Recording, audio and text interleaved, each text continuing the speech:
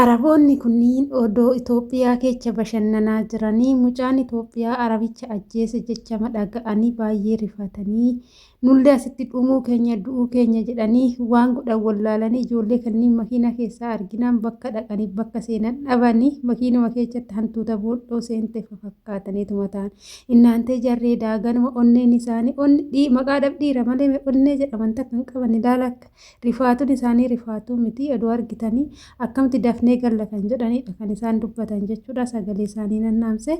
Egaa shamaa harka fuunee kabajamtootaa fi daawwattoota hordoftoota keenya nageenyi koo kan jaalalaa fi kabaja bakkaa fi lafa jirtanitti isiniif haa baay'atu. Anis obboleettiin keessan bakkaa fi lafan jirutti waaqayyoof galannaa ga'u nagaa fayyaa kootidha.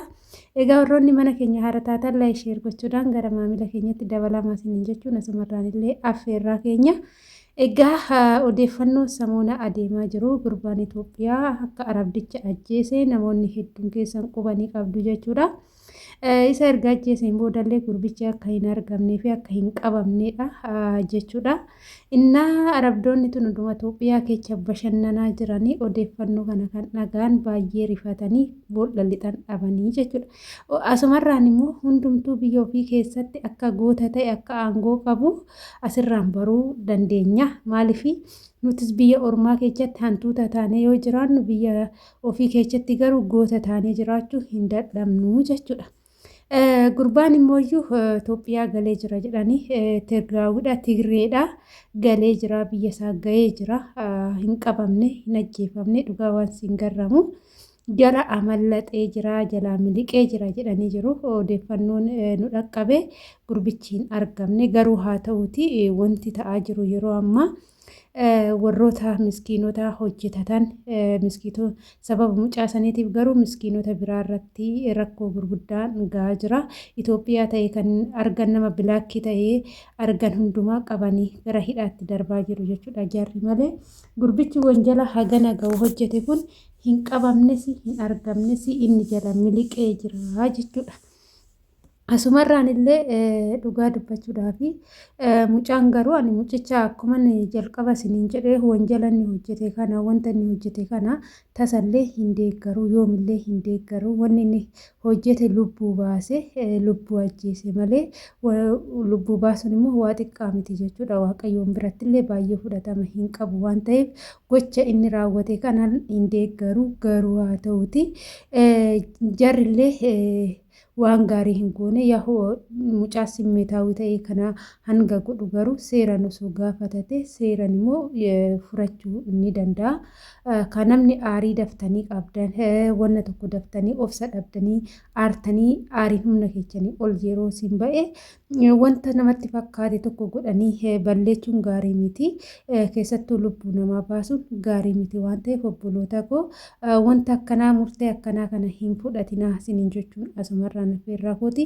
Egaa gurbichi sababbiin inni kana gochuu danda'ee fi Arabdicha kana biraa waggaa dheeraadhaaf yeroo hojjetu Arabdichi kun guyyuma itti qaxara malee mindaa hin kennuufi jechuudha.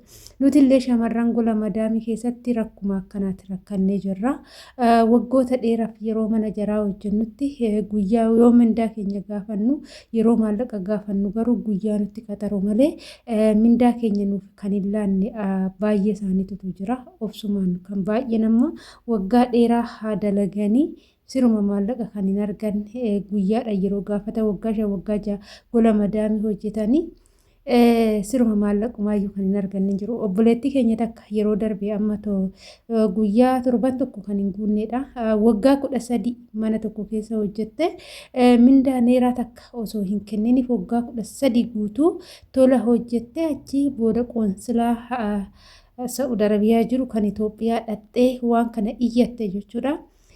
Qoonsilaatu qoratee karakkaree kassasee jara jechuudha.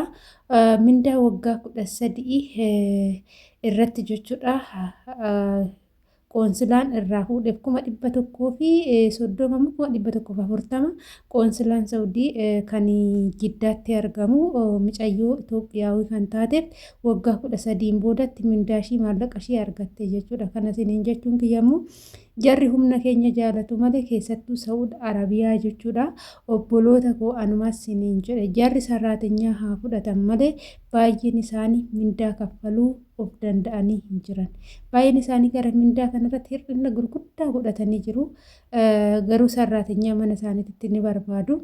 Gaafa mindaan gahe immoo ji'a dhuftu ji'a akkasii dhufa jedhan waggaa tokko waggaa lama guuta ijoollee baay'een mindaa malee hojjechaa jiru. Asumarraa wanni isiniin jechuu barbaadu obboleewwan keessan gara biyya Arabaa dhufuu barbaadan Saawud Arabiyaa akkan dhufne gorfadhaa jechuudha ijoollee keessanii. Yoo danda'ame immoo gara biraa haa deemanii hojjetatanii guuteera biyyoonni fakkeenya Bahareen jira, Ooman jira, Joordaan jira, akkasumas Kwaater jira, Dubaay jira. Oomaan amma bareedduudha mindaan isheetillee jechuudha ijoolleen achi hojjettan doolaaraan immoo maaliin namaa kaffalama jedhanii Joordaan illee odoo deemuu baatanii gaariidha jechuudha. Hundaafuu warroonni obbolaa qabdan anillee obboleewwan shamarran akkasitti biyya Arabaa dhufuuf na rakkisan hin qabu. Garuu warroonni shamarran qabdan baay'inaan obbolaawwan keenyaan dhufanii akka rakkoo kanarratti hin kufne ijoollee baay'een bo'aa jiru. Amma mucayyoon takka dhugaa dubbachuudhaaf akkan itti argetti baay'ee bochi jechuudha. Karrinatti cufamee madaamin sin ajjeesaa naan jette jedhu qoy ijoolleen biiroodhaan dhuftanii jechuudha. Seeraan biyyarraa dhuftanii seeraan mana kana geessanii biyya Arabaa kan dhuftan yeroo madaamin sin ajjeesa jettee si sodaachiftu erga bilbilaa harkaa qabaattanii maal gocha tiiktook irratti baatanii boochu. Hin dawwalattanii gara poolisii, hin dawwalattanii gara imbaasii keessanii, gara ejensii biyya kana Itoophiyaa osoo hin taane ejensiin isin dawwalachuu qabdan asitti yoo madaamin rakkoo isinirraan geesse imbaasii biyya kanaatitti dawwalachuu qabdu giddi jechuudha malee kan Itoophiyaas dhufee furmaata isin ilaachuu hin danda'u waan ta'eef. Adaraa keessan ishii waan tokko jechoota badaa tokko qaalii badaa tokko isinitti fayyadamte yoo ta'e jecha ishii sanirraa kaa'atii dawwaladhaa jechuudha. Imbaasiin hin adabamu jechuudha. Jarri sirriitti qaxxaamu. Innaa sin ajjeesaa akkasas si godha mirga tokkollee sirraan qabu. Unkaan si ajjeesuu miti afaan badaa sitti dubbachuu harkaan si rukutu takkallee aangoo sinirraa hin qabdu jechuudha jarri. Kanaafuu wanna akkasii ijoolleen akkasii adaraa keessan zimjettanii jalaa hin booyinaa. Isaa yeroo nuti sodaannu yeroo nuti boonyu siriidhaa dafanii nu balleessuu barbaadu jechuudha. Oduu rakkoon isaaniirra hin gahini. Isin lookeeshinii mana sanii nama tokko irratti dafaa ergadhaati. Saniin booda lakkoofsa ejensii ittiin dhuftanii nama afaan beeku irratti ergadhaati dafanaa dawwalaati madaamin koo akkana naan jette. Garuu gizee dawwalamuu akkam ta'uu qaba tokkoffaa mana sin jirtassan maqaan keessan kan paaspoortii guutuu ta'uu qaba. Akkasumas mana sin jirtassan maqaa mana sanii naannoo sanii yookaan immoo yoo danda'ame abbicha sin bira hojjechaa jirtan maqaa isaanii kafiila keessan beekuu qabdu jechuudha. Kanneen lamaan beektan taanaan jara adabsiisuu ni dandeechuun affeerraa kooti. Egaa viidiyoon har'aaf qabadhee dhufe kana fakkaata. Turtiin wajjin gootanii ulfaadhaa galatooma mana kana laayik sheer gochuudhaan gara maamila keenyatti dabalamaa isiniin jechuun asumarraan affeerraa kooti. Turtiin wajjin gootanii ulfaadhaa galatooma turtii gaarii isiniif haa ta'u.